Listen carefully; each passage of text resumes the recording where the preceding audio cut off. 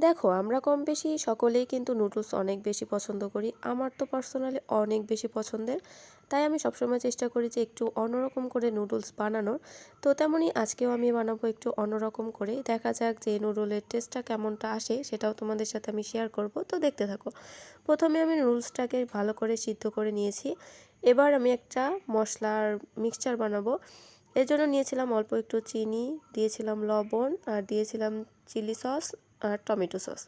আমার কাছে soya sauce ছিল না, তাই আমি এটাকে অ্যাভয়েড করে গেছি। তোমরা চাইলে এটা দিতে পারো।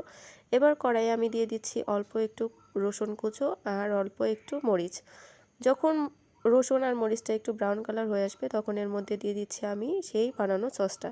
এবার নুডলসের সাথে ভালো করে এটাকে মিশিয়ে নেব। এটা যত ভালোভাবে মিশে যাবে ততই কিন্তু এটা খেতে ভালো লাগবে। ও হ্যাঁ, বলে রাখি, ওর মধ্যে কিন্তু আমি দিয়েছিলাম নুডলসের যে মশলাটা থাকে সেই মশলাটাও। এ তো ভাজা শেষ।